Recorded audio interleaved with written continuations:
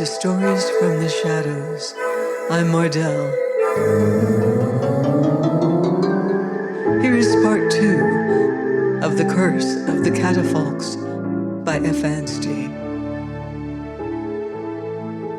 The opportunity came after dinner that evening, when we were all in the drawing room, Lady Catafalque dozing uneasily in her armchair behind a fire screen, and Chlorine in the further room, playing funeral dirges in the darkness and pressing the stiff keys of the old piano with a languid, uncertain touch.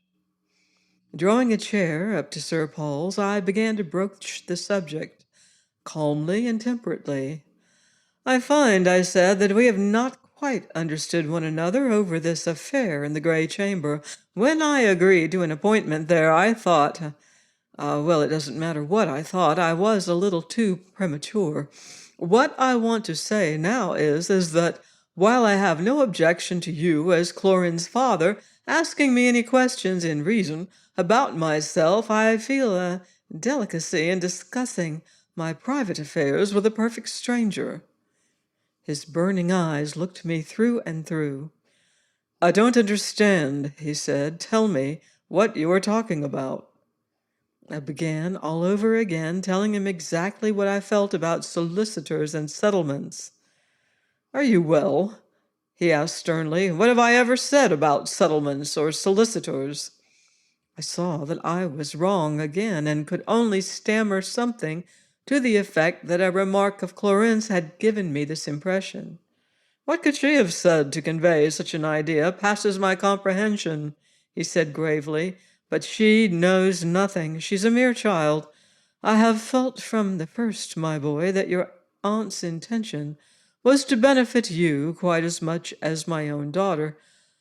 Believe me, I shall not attempt to restrict you in any way. I shall be too rejoiced to see you come forth in safety from the Grey Chamber." All the relief I had begun to feel respecting the settlements was poisoned by these last words. Why did he talk of that confounded Grey Chamber as if it were a fiery furnace or a cage of lions? What mystery was there concealed beneath all this, and how, since I was obviously supposed to be thoroughly acquainted with it, could I manage to penetrate the secret of this perplexing appointment? While he had been speaking, the faint, mournful music died away, and looking up, I saw Chlorine, a pale, slight form, standing framed in the archway which connected the two rooms. "Go back to your piano, my child," said the baronet. "Augustus and I have much to talk about, which is not for your ears." "But why not?" she said. "Oh, why not?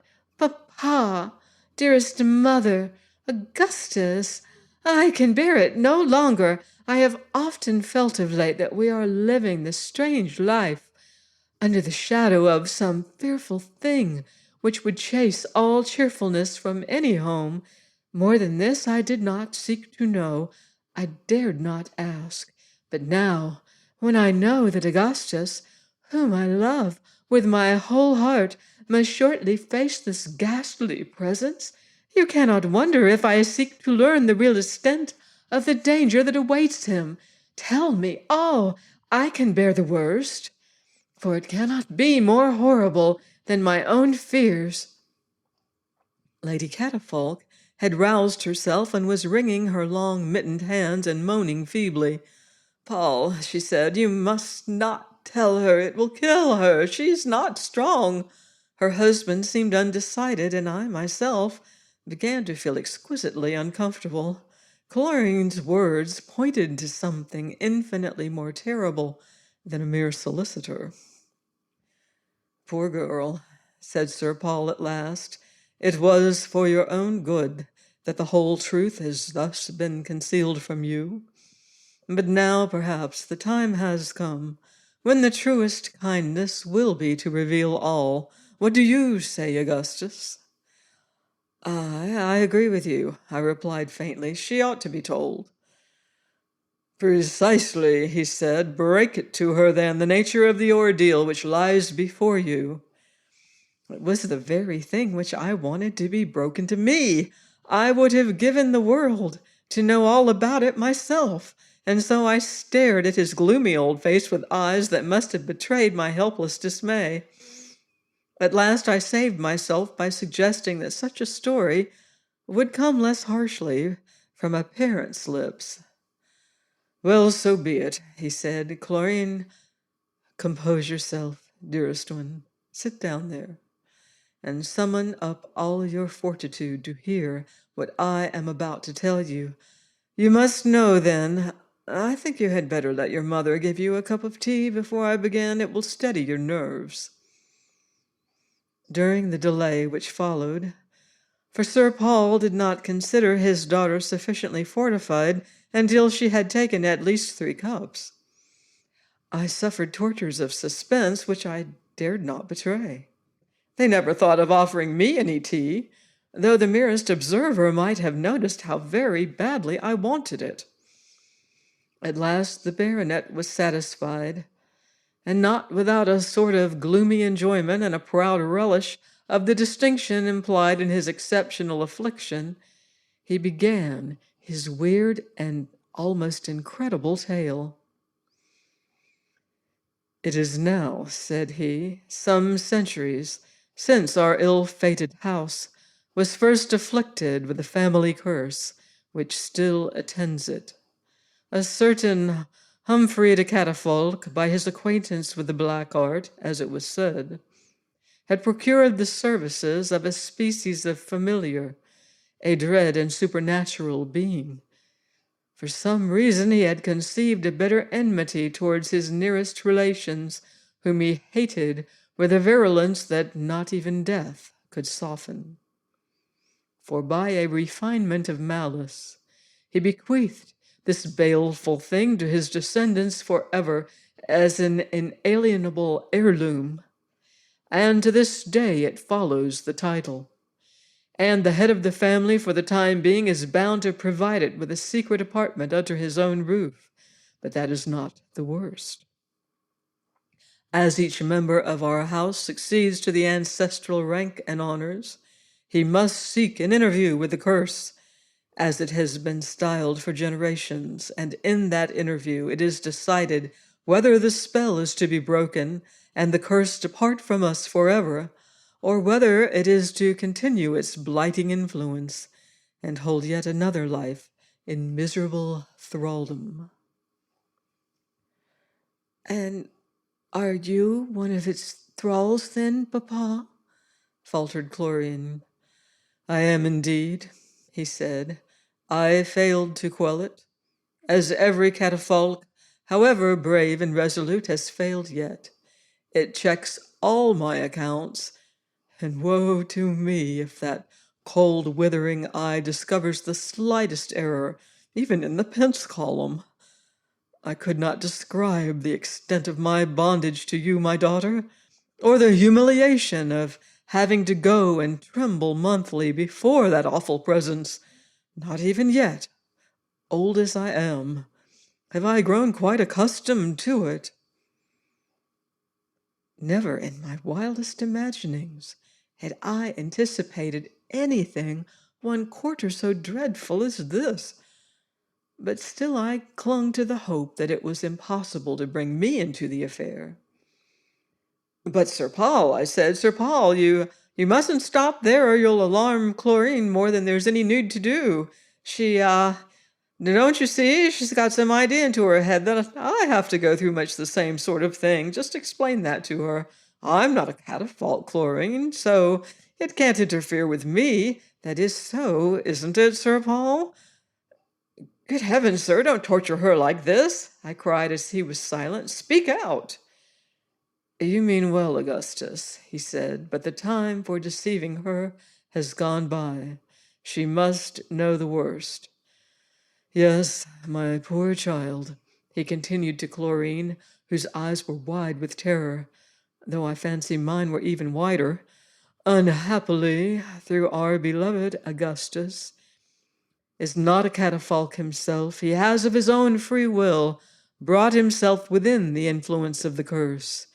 And he, too, at the appointed hour, must keep the awful assignation and brave all that the most fiendish malevolence can do to shake his resolution. I could not say a single word. The horror of the idea was altogether too much for me, and I fell back on my chair in a state of speechless collapse. You see, Sir Paul went on explaining, it is not only all new baronets, but everyone who would seek an alliance with the females of our race, who must, by the terms of that strange bequest, also undergo this trial. It may be in some degree owing to this necessity that ever since Humphrey de Catafalque's diabolical testament first took effect, every maiden of our house has died a spinster. Here Chlorine hid her face with a low wail. In 1770, it is true, one solitary suitor was emboldened by love and daring to face the ordeal. He went calmly and resolutely to the chamber where the curse was then lodged, and the next morning they found him outside the door, a gibbering maniac. I writhed on my chair.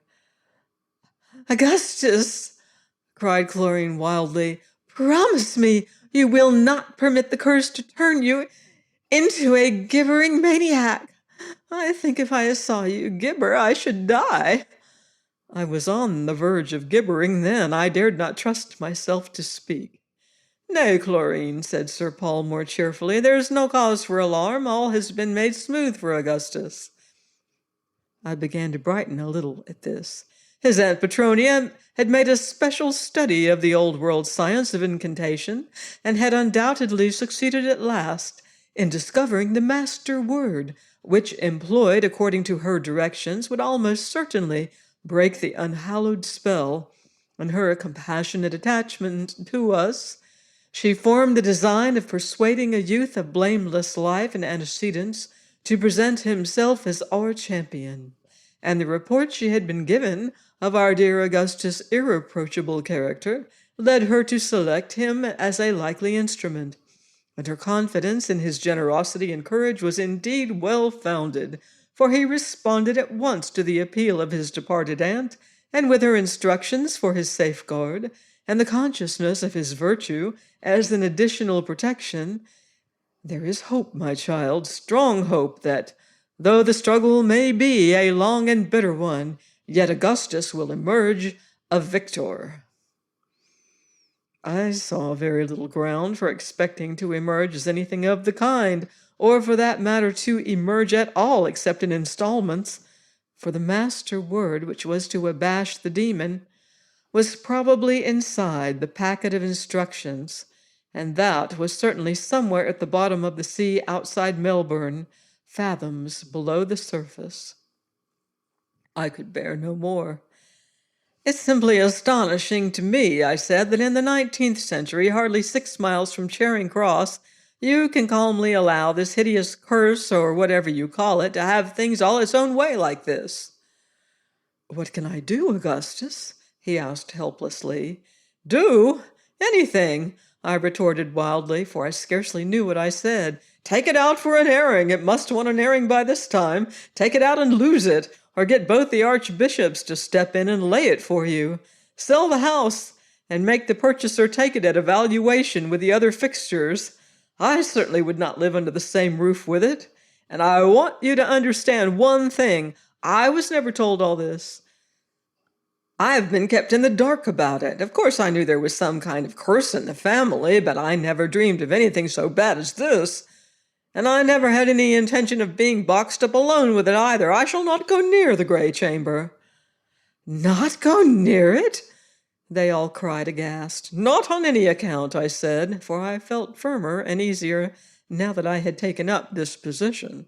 If the curse has any business with me, let it come down and settle it here before you all, in a plain, straightforward manner. Let us go about it in a businesslike way. On second thoughts, I added, fearing lest they should find some means of carrying out this suggestion, I won't meet it anywhere. And Why? Why won't you meet it?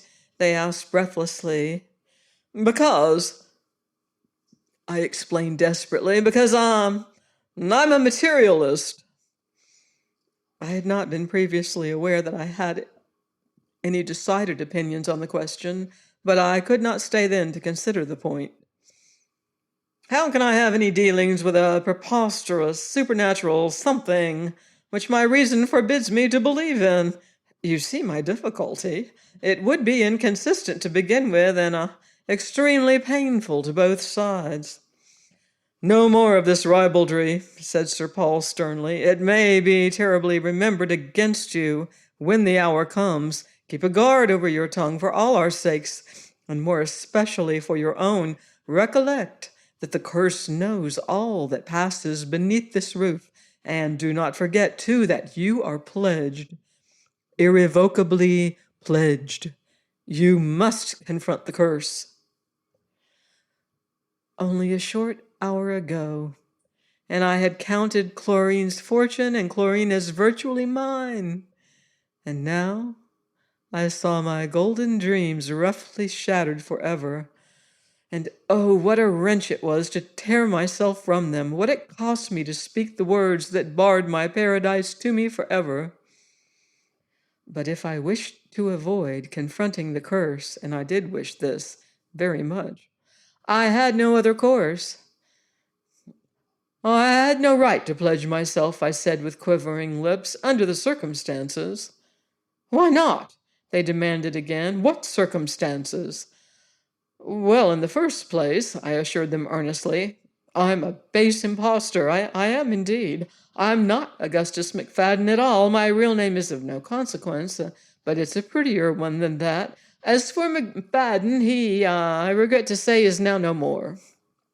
Why on earth I could not have told the plain truth here has always been a mystery to me.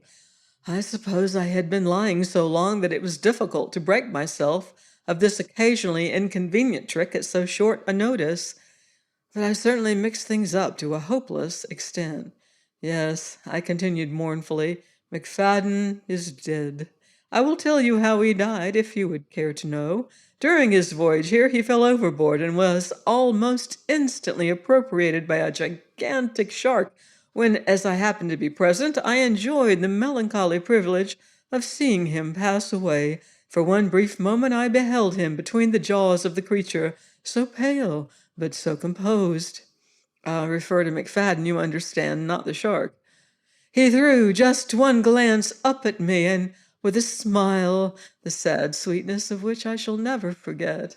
It was McFadden's smile, I mean, of course, not the shark's. He, courteous and considerate to the last, requested me to break the news and remember him very kindly to you all, and in the same instant he abruptly vanished within the monster, and I never saw either of them again. Of course, in bringing the shark in it all, I was acting directly contrary to my instructions, but I quite forgot them in my anxiety to escape the acquaintance of the curse of the Catafalques. If this is true, sir, said the baronet haughtily when I had finished, you have indeed deceived us basely. That, I replied, is what I was endeavoring to bring out. You see, it puts it quite out of my power to meet your family curse. I should not feel justified in intruding upon it. So if you will kindly let someone fetch a fly or a cab in half an hour. Stop! Cried Chlorine. Augustus, as I will call you still, you must not go like this. If you have stooped to deceit, it was for love of me, and Mr. McFadden is dead. If he had been alive, I should have felt it my duty to allow him an opportunity of winning my affection, but he is lying in his silent tomb, and I have learnt to love you. Stay, then, stay, and brave the curse. We may yet be happy. I saw how foolish I had been not to tell the truth at first, and I hastened to repair this error. When I described McFadden as dead, I said hoarsely, it was a loose way of putting the facts, because, to be quite accurate, he isn't dead. We found out afterwards that it was another fellow the shark had swallowed, and in fact another shark altogether. So he's alive and now in Melbourne, and when he came to know about the curse, he was too much frightened to come across, and he asked me to call and make his excuses. And I have now done so, and will trespass no further on your kindness. If you will tell somebody to bring a vehicle of any sort in a quarter of an hour. Pardon me, said the baronet, but we cannot part in this way. I feared when I first saw you that your resolution might give way under the strain. It is only natural, I admit, but you deceive yourself if you think we cannot see that these extraordinary and utterly contradictory stories are prompted by sudden panic.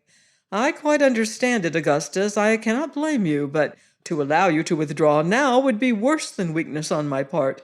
The panic will pass. You will forget these fears tomorrow. You must forget them. Remember, you have promised. For your own sake, I shall take care that you do not forfeit that solemn bond, for I dare not let you run the danger of exciting the curse by a deliberate insult. I saw clearly that his conduct was dictated by a deliberate and most repulsive selfishness. He did not entirely believe me, but he was determined that if there was any chance that I, whoever I might be, could free him from his present thraldom, he would not let it escape him. I raved, I protested, I implored. All in vain. They would not believe a single word I said. They positively refused to release me and insisted upon my performing my engagement. And at last Chlorine and her mother left the room with a little contempt for my unworthiness mingled with their evident compassion, and a little later Sir Paul conducted me to my room and locked me in, till, as he said, I had returned to my senses. What a night I passed, as I tossed sleeplessly from side to side under the canopy of my old-fashioned bedstead, torturing my fevered brain with vain speculations as to the fate the morrow was to bring me. I felt myself perfectly helpless. I saw no way out of it. They seemed bent upon offering me up as a sacrifice to this private Moloch of theirs. The baronet was quite capable of keeping me locked up all the next day and pushing me into the gray chamber to take my chance when the hour came. If I only had some idea what the curse was like to look at, I thought I might not feel quite so afraid of it. The vague and impalpable awfulness of the thing was intolerable, and the very thought of it caused me to fling myself about in an ecstasy of horror. By degrees, however, as daybreak came near, I grew calmer, until at length I arrived at a decision. It seemed evident to me that as I could not avoid my fate, the wisest course was to go forth to meet it with as good a grace as possible. Then, should I, by some unfortunate accident, come well out of it, my fortune was insured. But if I went on repudiating my assumed self to the very last, I should surely arouse a suspicion which the most signal rout of the curse would not serve to dispel. And after all, as I began to think, the whole thing had probably been much exaggerated. If I could only keep my head and exercise all my powers of cool impudence, I might contrive to hoodwink this formidable relic of medieval days, which must have fallen rather behind the age by this time. It might even turn out to be, although I was hardly sanguine as to this, as big a humbug as I was myself, and we should meet with confident winks, like the two augurs. But at all events, I resolved to see this mysterious affair out, and to trust to my customary good luck to bring me safely through. And so, having found the door unlocked, I came down to breakfast something like my usual self, and set myself to remove the unfavorable impression I had made on the previous night. They did it from consideration for me, but still it was mistaken kindness for them all to leave me entirely to my own thoughts during the whole of the day, for I was driven to mope alone about the gloom-laden building until by dinner-time I was very low indeed from nervous depression. We dined in almost unbroken silence now and then. As Sir Paul saw my hand approaching a decanter, he would open his lips to observe that I should need the clearest head and the firmest nerve ere long, and warn me solemnly against the brown sherry from time to time, too. Chlorine and her mother stole apprehensive glances at me and sighed heavily between every course. I never remember eating a dinner with so little enjoyment. The meal came to an end at last. The ladies rose, and Sir Paul and I were left to brood over the dessert. I fancy both of us felt a delicacy in starting a conversation, and before I could hit upon a safe remark, Lady Catafalque and her daughter returned, dressed to my unspeakable horror, in readiness to go out. Worse than that, even Sir Paul apparently intended to accompany them, for he rose at their entrance. "It is now time for us to bid you a solemn farewell, Augustus," he said in his hollow old voice. "You have 3 hours before you yet, and if you are wise, you will spend them in earnest self-preparation at midnight punctually, for you must not dare to delay. You will go to the gray chamber. The way thither you know, and you will find the curse prepared for you. Goodbye, then, brave and devoted boys. Stand firm, and no harm can befall you." "You are going away, all of you?" I cried. They were not what you might call a gay family to sit up with, but even their society was better than my own. "Upon these dread occasions," he explained, "it is absolutely forbidden for any human being but one to remain in the house. All the servants have already left, and we are about to take our departure for a private hotel near the Strand. We shall just have time, if we start at once, to inspect the Sloane Museum on our way thither, which will serve as some distraction from the terrible anxiety we shall be feeling." At this, I believe I positively howled with terror. All my old panic came back with a rush. "Don't leave me all alone with it!" I cried. "I shall go mad if you do." Sir Paul simply turned on his heel in silent contempt, and his wife followed him, but Chlorine remained behind for one instant, and somehow, as she gazed at me with a yearning pity in her sad eyes, I thought I had never seen her looking so pretty before. "Augustus," she said, "get up." I suppose I must have been on the floor somewhere. "Be a man. Show us we were not mistaken in you. You know I would spare you this if I could, but we are powerless. Oh, be brave, or I shall lose you forever." Her appeal did seem to put a little courage into me, so I staggered up and kissed her slender hand and vowed sincerely to be worthy of her. And then she too passed out, and the heavy hall door slammed behind the three, and the rusty old gate screeched like a banshee as it swung back and closed with a clang. I heard the carriage wheels grind the slush, and the next moment I knew that I was shut up on Christmas Eve in that somber mansion with the curse of the Catafalques as my sole companion. I don't think the generous ardor with which Chlorine's last words had inspired me lasted very long, for I caught myself shivering before the clock struck 9, and drawing up a clumsy leathern armchair close to the fire, I piled on the logs and tried to get rid of a certain horrible sensation of internal vacancy which was beginning to afflict me. I tried to look my situation fairly in the face. Whatever reason and common sense had to say about it, there seemed no possible doubt that something of a supernatural order was shut up in that great chamber down the corridor, and also that if I meant to win Chlorine, I must go up and have some kind of interview with it. Once more I wished I had some definite idea to go upon. What description of being should I find this curse?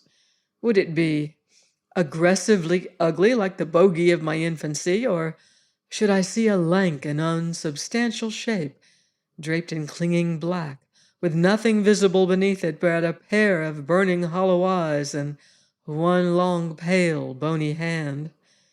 Really, I could not decide which would be the more trying of the two. By and by I began to recollect unwillingly all the frightful stories I had ever read. One in particular came back to me: the adventure of a foreign marshal who, after much industry, succeeded in invoking an evil spirit which came bouncing into the room, shaped like a gigantic ball, with, I think, a hideous face in the middle of it, and would not be got rid of until the horrified marshal had spent hours in hard praying and persistent exorcism. What should I do if the curse was a globular one and came rolling all around the room after me? Then there was another appalling tale I had read in some magazine, a tale of a secret chamber, too, and in some respects a very similar case to my own, for there the heir of some great house had to go in and meet a mysterious aged person with strange eyes and an evil smile who kept attempting to shake hands with him. Nothing should induce me to shake hands with the curse of the Catafalques, however apparently friendly I might find it. But it was not very likely to be friendly, for it was one of those mystic powers of darkness which know nearly everything. It would detect me as an impostor directly, and what would become of me? I declare I almost resolved to confess all and sob out my deceit upon its bosom. And the only thing which made me pause was the reflection that probably the curse did not possess a bosom. By this time I had worked myself up to such a pitch of terror that I found it absolutely necessary to brace my nerves. And I did brace them. I emptied all 3 decanters, but as Sir Paul's cellar was none of the best, the only result was that, while my courage and daring were not perceptibly heightened, I was conscious of feeling exceedingly unwell.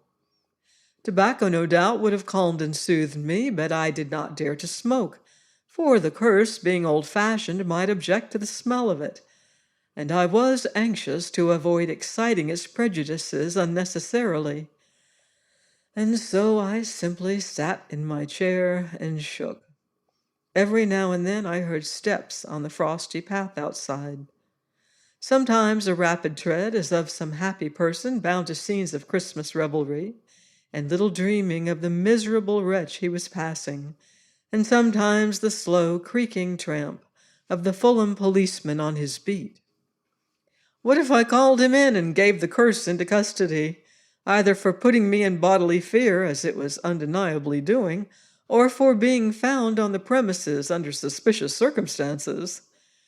There was a certain audacity about this means of cutting the knot that fascinated me at first, but still I did not venture to adopt it, thinking it most probable that the stolid constable would decline to interfere as soon as he knew the facts, and even if he did, it would certainly annoy Sir Paul extremely to hear of his family curse spending its Christmas in a police cell, and I felt instinctively that he would consider it a piece of unpardonable bad taste on my part. So 1 hour passed. A few minutes after 10, I heard more footsteps and voices in low consultation, as if a band of men had collected outside of the railings. Could there be any indication without of the horrors these walls contain?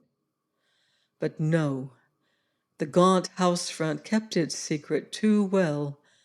They were merely the waits. They saluted me with the old carol, "God rest you, merry gentlemen, let nothing you dismay," which should have encouraged me, but it didn't.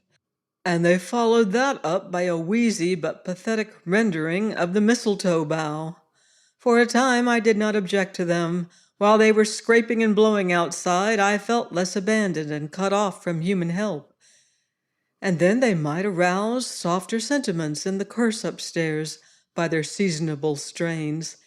These things do happen at Christmas sometimes, but their performance was really so infernally bad that it was calculated rather to irritate than subdue any evil spirit, and very soon I rushed to the window and beckoned to them furiously to go away. Unhappily, they thought I was inviting them indoors for refreshment and came round to the gate, where they knocked and rang incessantly for a quarter of an hour. This must have stirred the cursed up quite enough, but when they had gone, there came a man with a barrel organ, which was suffering from some complicated internal disorder, causing it to play its whole repertoire at once in maddening discord.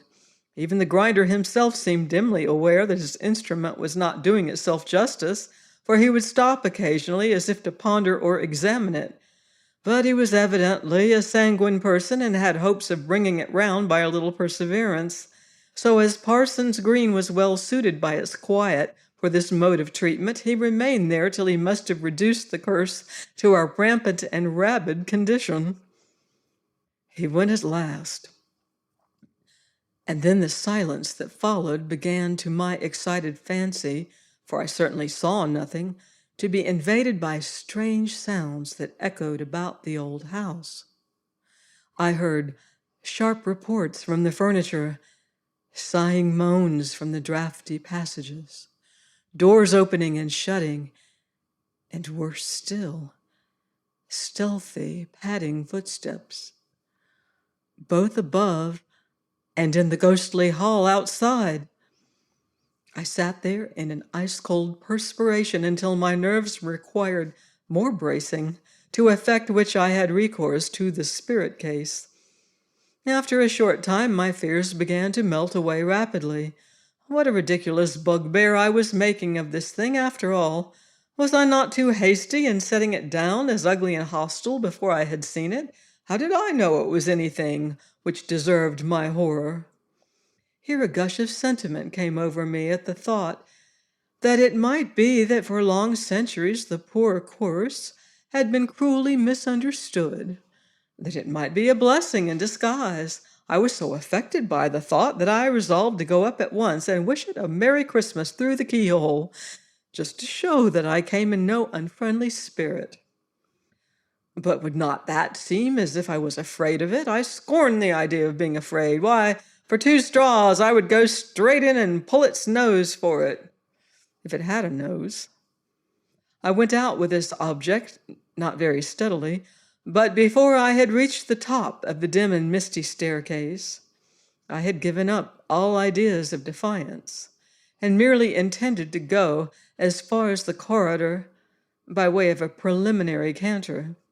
The coffin-lid door stood open, and I looked apprehensively down the corridor. The grim metal fittings on the massive door of the gray chamber were gleaming with a mysterious pale light, something between the phenomena obtained by electricity and the peculiar phosphorescence observable in a decayed shellfish. Under the door, I saw the reflection of a sullen red glow, and within I could hear sounds like the roar of a mighty wind, above which peals of fiendish mirth rang out at intervals, and were followed by a hideous, dull clanking. It seemed only too evident the curse was getting up the steam for our interview. I did not stay there long because I was afraid that it might dart out suddenly and catch me eavesdropping, which would be a hopelessly bad beginning. I got back to the dining room somehow. The fire had taken advantage of my short absence to go out, and I was surprised to find by the light of the fast-dimming lamp that it was 11:45 already. Only 15 more fleeting minutes, and then, unless I gave up Chlorine and her fortune forever, I must go up and knock at that awful door and enter the presence of the frightful mystic, the thing that was roaring and laughing and clanking on the other side. Stupidly I sat and stared at the clock.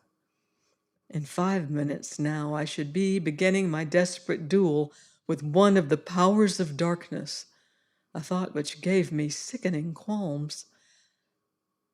I was clinging to the thought that I had still 2 precious minutes left, perhaps my last moments of safety and sanity, when the lamp expired with a gurgling sob and left me in the dark. I was afraid of sitting there all alone any longer, and besides, if I lingered, the curse might come down and fetch me. The horror of this idea made me resolve to go up at once, especially as scrupulous punctuality might propitiate it. Groping my way to the door, I reached the hall and stood there, swaying under the old stained-glass lantern. And then I made a terrible discovery. I was not in a condition to transact any business. I had disregarded Sir Paul's well-meant warning at dinner. I was not my own master. I was lost. The clock in the adjoining room tolled 12, and from without the distant steeples proclaimed it in faint peals and chimes that it was Christmas morn. My hour had come. Why did I not mount those stairs? I tried again and again and fell down every time, and at each attempt I knew the curse would be getting more and more impatient. I was quite 5 minutes late, and yet with all my eagerness to be punctual, I could not get up that staircase. It was a horrible situation, but it was not at its worst even then, for I heard a jarring sound above as if heavy rusty bolts were being withdrawn. The curse was coming down to see what had become of me. I should have to confess my inability to go upstairs without assistance, and so place myself wholly at its mercy. I made one more desperate effort, and then, upon my word, I don't know how it was exactly, but as I looked wildly about, I caught sight of my hat on the hat rack below, and thoughts that it roused in me proved too strong for resistance. Perhaps it was weak of me, but I venture to think that the very few men in my position would have behaved any better. I renounced my ingenious and elaborate scheme forever. The door, fortunately for me, was neither locked nor bolted, and the next moment I was running for my life along the road to Chelsea, urged on by the fancy that the curse itself was in hot pursuit. For weeks after that I lay in hiding, starting at every sound. So fearful was I that the outraged curse might track me down at last. All my worldly possessions were at Parson's Green, and I could not bring myself to write or call for them. Nor indeed have I seen any of the Catafalques since that awful Christmas Eve. I wish to have nothing more to do with them, for I feel naturally they took a cruel advantage of my youth and inexperience, and I shall always resent the deception and constraint to which I so nearly fell a victim. But it occurs to me that those who may have followed my strange story with any curiosity and interest may be slightly disappointed at its conclusion, which I cannot deny is a lame and unsatisfactory one. They expected, no doubt, to be told what the curse's personal appearance is, and how it comports itself in the ghastly gray chamber, what it said to me, what I said to it, and what happened after that. This information, as it will be easily understood, I cannot pretend to give, and for myself, I have long ceased to feel the slightest curiosity on any of these points. But for the benefit of such as are less indifferent, I may suggest that almost any eligible bachelor would easily obtain the opportunities I failed to enjoy by simply calling at the old mansion at Parson's Green and presenting himself to the baronet as a suitor for his daughter's hand. I shall be most happy to allow my name to be used as a reference. Join me next week on Stories from the Shadows for another spine-tingling tale of the unseen and the unknown. Till then, I wouldn't blame you if you leave the lights on.